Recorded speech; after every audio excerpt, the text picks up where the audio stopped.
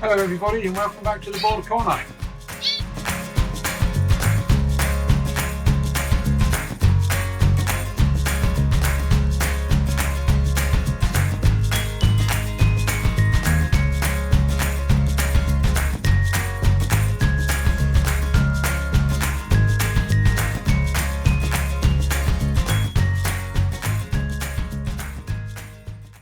Sorry it's been a while since I've done a video. It's been, I think it was just after the Scottish National that I did the last one. So yes, it was a few weeks ago. I thought what I would do is wait until the show season had finished and then I'd do a bit of a sort of a recap of that and show some of the top table and that. So I've got that, that's later in the video. I have posted some of that on Facebook, so you might have seen some of that already. So in which case, just skip over that to the other part of the video. So, yeah, so unfortunately it's been a while. I've found health-wise, travelling to the shows and the time at the shows, and I've had several hospital appointments as well, and as a result of all of that, I've been really suffering. So I just haven't got to do the video, so apologies for that. But anyway, so I thought I'd do one today as like a Merry Christmas type video, and just a little bit of a final video for this year. I just wanted to show you what I was doing in the bird room at this time, what was going on, a little bit about the diet, what the birds are getting now, and then just a little look at how I've got the birds housed now as well. So let's crack on with that and I'll show you what's going on. So if we start off with the show season, as you can see from behind me, these are the rosettes that I've won this year. It's been quite an amazing year, to be honest, for me.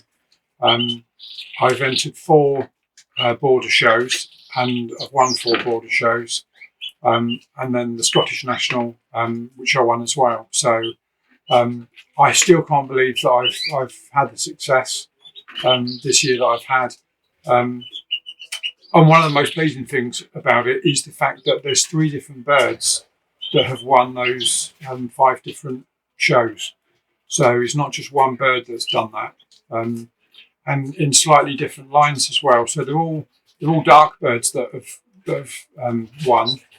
I say one. Let me point out that's one novice, not one best in show. That's one best novice. They're all dark birds, as I say. And 2 different cocks were the fathers of the 3 birds, and 3 different hens.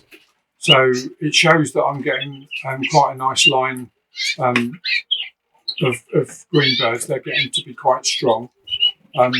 In fact, most of the this was the one from Cumbria.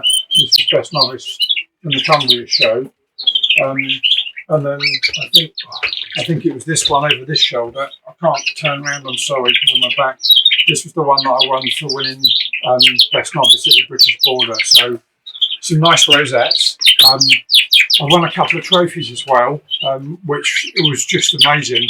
I'm 59 years old and I've never won a show or a trophy, anything I've ever done in my life. Even when I was a kid at school, I never won the egg and spoon race or the sack race or anything.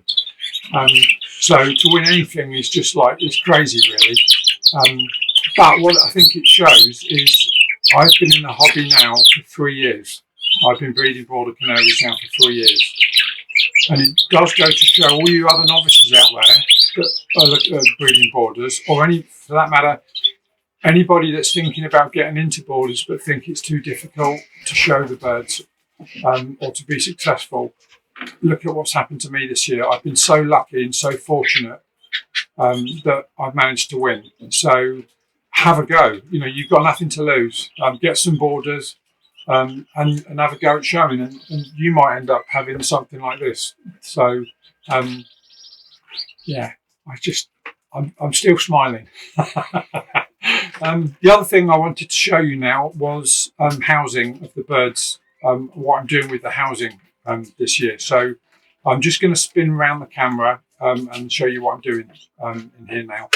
Okay, so you remember that I've got the bank, the big bank of cages in here. So there's 6 cages in a row at the top on the big bank, and that is about 9 foot long in total. So what I've done is I've split the birds up. Each row has got an over-year bird in. My thinking there is that bird, sorry, I should clarify, these are the cocks that I've got in here. There's 4 boarders, and then there's a dimorphic in the top one, 4 boarders, a dimorphic in the middle one, and 4 boarders and a fife cock in the bottom one. So yeah, part of the reason I've put the dimorphics and the fifes in is because they're very active. They're on the go all the time, and their activity, I think, makes the boarders move about a bit. If a boarder sat on a perch and is just being a bit miserable, if one of these little fellas flies up close to them, then what they do straight away is that they fly away. So because of that, it encourages exercise in the bigger birds as well. So this is one of the cock dimorphics having a sing. So it seems to work quite well. And generally speaking, the boarders are relatively active for most of the time in the aviary. I just go up here, and there you can see there's the other dimorphic I've got in here. Just as I was going to film him and stop singing. All's the way. Yeah, so it has worked, and I don't very often get boarders just sitting about not doing a lot. So I'm quite pleased about that as an idea that seems to have worked. But in essence, if I go up to the top, you'll see in here, so we've got a cockbird there getting a feed, another couple of cockbirds here. I've sprinkled some wild seed on the floor of the cage, and that encourages the birds to get down and have a feed. Let's see if I can zoom in on this guy. And it makes them scratch about. I saw this, Keith Ferry mentioned this on one of Matt's videos, so I tried it, and it definitely works. And it keeps the birds more active. So let's have a quick look inside this top cage so you can see these guys. This is the cage that's got 5 of my cockbirds in. You can see the one at the front here is the variegated white that was the newish addition to the room. And the one at the bottom there, I'm trying to get a shot of him. That's the clear yellow cock that I bought in last year. So these guys are all in together. I'm just cleaning them out. I've got them all at that end at the moment. Getting a little bit of a shot of one of the dimorphics that's in here as well. So yeah, so I split the cocks up. I'll show you the others in a sec when I get to their cages. It's a bit blurry, I'm sorry about that. I'm trying to keep it in sharp focus. I'm not doing very well, am I? But yeah, I'm hoping that this is the variegated white that I bought. I'm really hoping that this cockbird can produce some whites and some variegated and maybe some blues for me. So yeah, so fingers crossed anyway. So yeah, so that's one of the cages that's got the cocks in. This is the middle row. These are all birds that I bred this year in here, plus one over year. So yeah, as I said before, that's 3 cockbirds, all 2024 birds, and then one 2023. In case you're wondering what's in the pots, that's the Unico feed that I feed the birds. So they dive in amongst that quite a lot. Get a good look at that. And then if I just get down to the bottom cage, I'm sorry, I'm trying to do this freehand, which I'm not doing a very good job. This is the bottom cage. It's just exactly the same thing here. What I've got here is the dark birds. There's 3 parts dark cocks in here. And then there's one buff, 3 parts dark buff, and then one 3 parts dark yellow. 3 parts dark buff in here is the one that won best unflighted. This one I'm trying to zoom in on here. I'm not doing a very good job. This is the one that won best unflighted at the Scottish National. Let's just try and get you a closer up of him. I'm just trying to get some of that wild seed. So he's quite a nice bird. So yeah, so that's the cocks. And I do get squabbling. I know that there's some folks that don't like putting all the cockbirds in one aviary together or in one cage together, but I do get some squabbling with them. It seems to happen every morning after they've woken up after the roost that they'll all be a bit miserable, and they squabble quite a lot, and you get some birds sulking as a result of it. But generally speaking, they get on in here pretty much okay. The secret, I think, is making sure you've got plenty of perches and plenty of food and plenty of water. So there's 5 birds, 5 perches, 4 drinkers and 4 hoppers. And by doing that, there's never any punch-ups, because it's very unusual that you find that 2 birds at once want to go to the same drinker or hopper, but if they do, they just chase each other off. So yeah, so that's the cockbirds. Okay, so these are the hens. As you can see, same thing here. They're busy on the floor, scratching around, looking for that wild seed that I've put down. I've got all my hens are in here. There's from a black ring, the blue hen there. I'm trying to get her in focus, but it won't focus for some reason. The blue hen, she's on a black ring. She's the oldest bird. And then there are 2 or 3 in here on violet rings. 2 on brown rings, and then the rest. Oh no, and then 2 blue rings and 2 or 3 red rings. So I've got a good match in here. Got a good number of birds. So yeah, so you've seen the aviary before. So if I just come around here, I've now pulled all the sliders back in the double breeding cages that I've got. So there's plenty of room to fly about in here. And what happens is exactly the same thing as the what happens with the cockbirds. The 5 hens, there's 2 5 hens in here, 2 dimorphic hens. They're really busy and flying about a lot all the time. They're busy. So as a result of that, they keep the boarders on the move as well. So just quick zoom in there on my white variegated hen. Expecting a lot from her next year.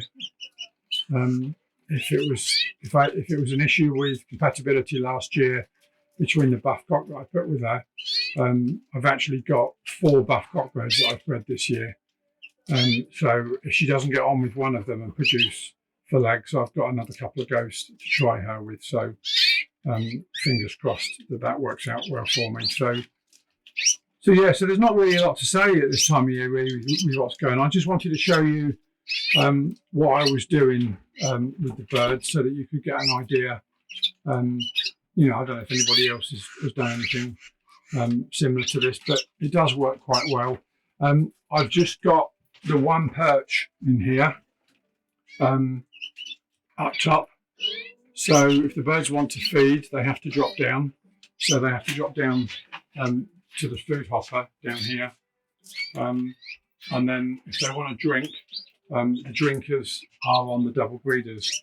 What I'll do is as the season goes on, as winter goes on, I'll take the drinkers off the bottom cage and that second cage, and I'll block those 2 double breeders up, and I'll put extra drinkers in on this top set, and then that means that they have to fly up and down for their food and water.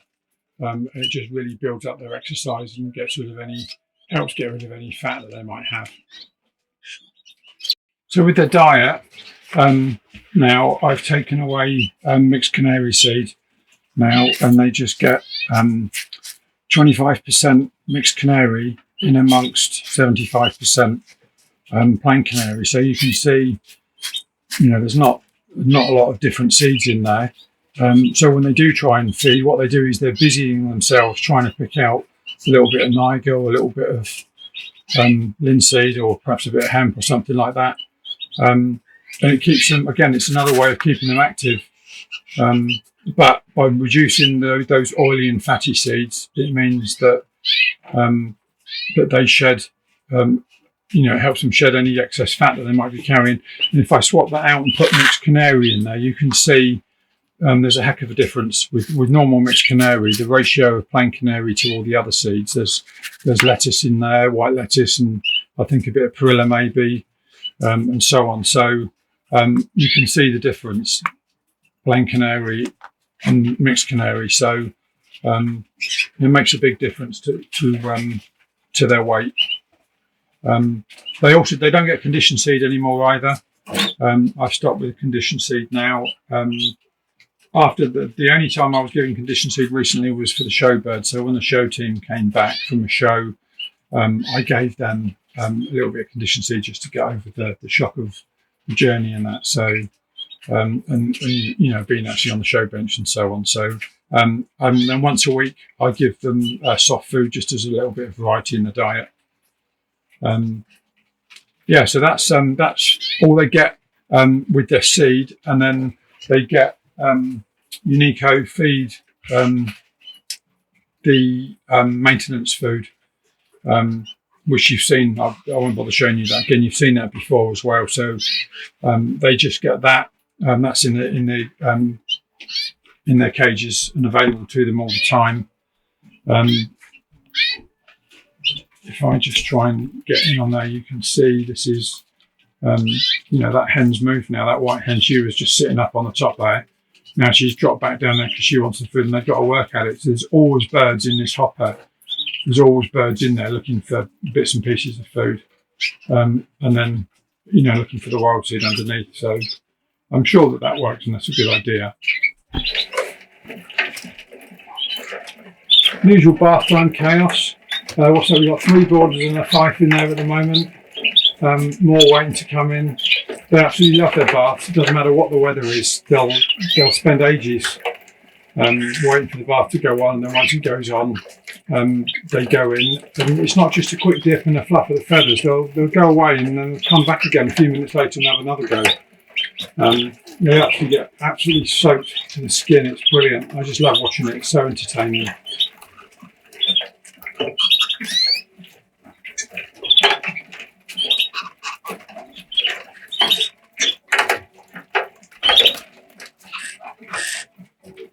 I mean, how many is that in there now? It's that 1, 2, 3, 4, 5 boarders and a fife there for a second. It's great.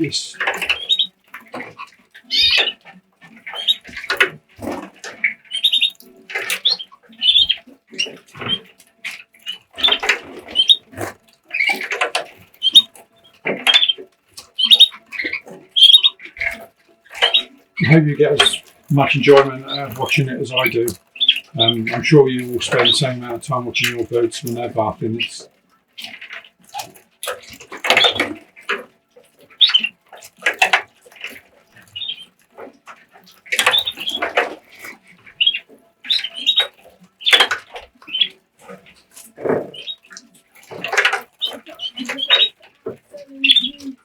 Anyway, I'll stop videoing them, otherwise you'll get bored with what I'm showing you.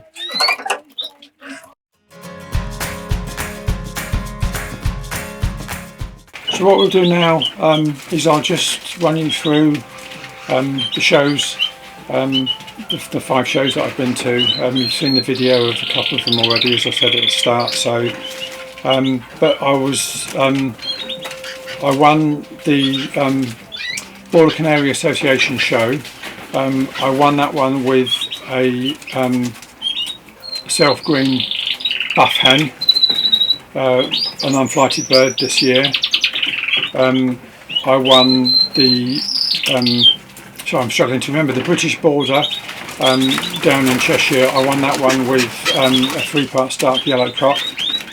Then I won the Border Fancy with a 3-part stark buff flighted hen, one of last year's birds. She actually was really good. I was really pleased that she was picked out. She looked really good.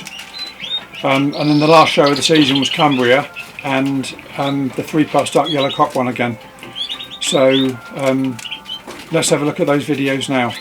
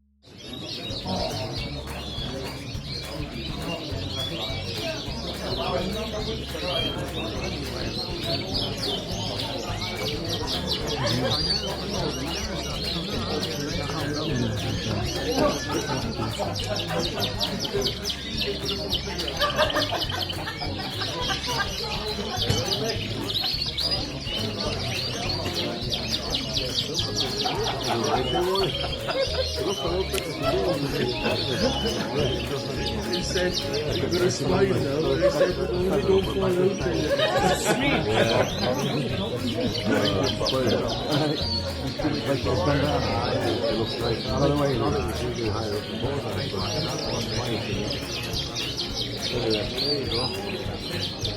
Right, come on, Linda.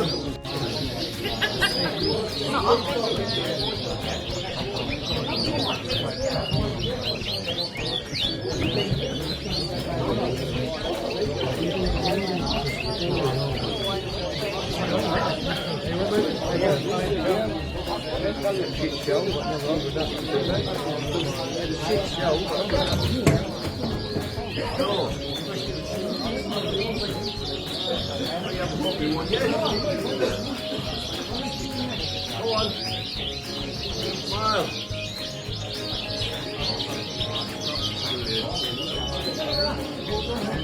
That's it. I don't want you no more. You can go back and sit down.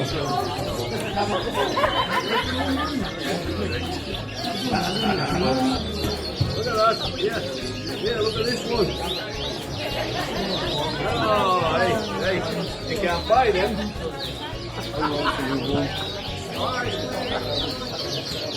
Oh, you you'll get no better, you'll go.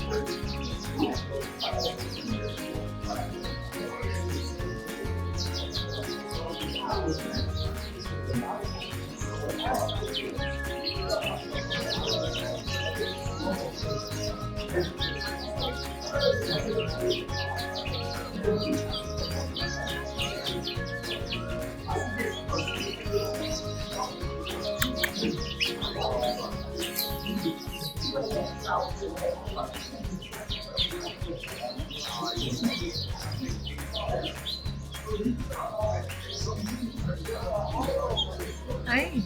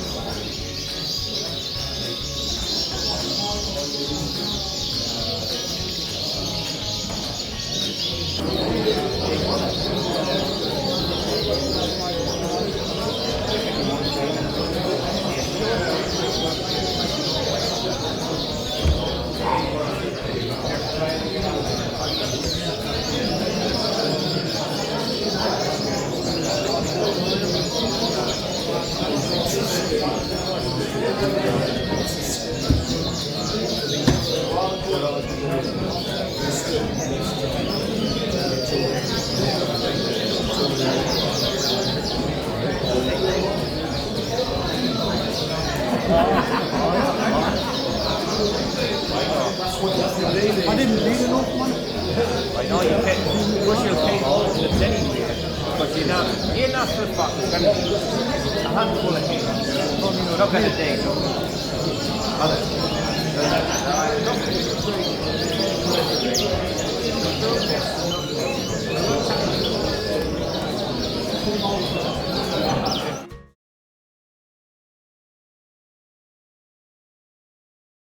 So next up, I just wanted to just say something about the Novice Newcomer Scheme that we've been doing. It's been actually really quite successful this year, and we've managed to make, we've managed to get quite a few new novices and newcomers to take up boarders. And I've got a terrific picture here of Tracy Swatman, where she's gone over to meet Sean Hewitt. And Sean has helped Tracy out with a couple of pairs of boarders. So this is a terrific photo, and you see how pleased Tracy is to get boarders into a bird room. We've had other guys have started up with boarders as well. Brian, Nathan, Dave. I think there's another couple, and I'm really sorry, I'm kicking myself now because I can't think of their names.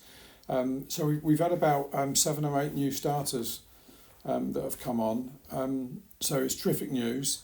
It shows the scheme works, and when you've got experienced fancies out there like Sean, Tony has helped out as well, and another couple of champion breeders as well that have done a fantastic job. Gary's another one who's helped out, and Peter. These guys have gone out of their way to help these newcomers and these novices get started. So it does go to show that this scheme does work. So if you're watching this video and you'd like to start up with boarders and you don't know what to do, just get in touch with me.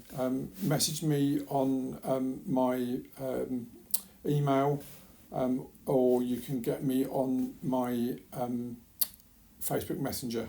I'm on there as well. So Border Corner or at gmail.com, or it's Border Corner on Messenger. You'll be able to find me. So and if you can't find me and you're not getting a response, just post a comment on here and I'll get back to you. So so there you go. There's a really nice long shot there of Tracy with her new boarders.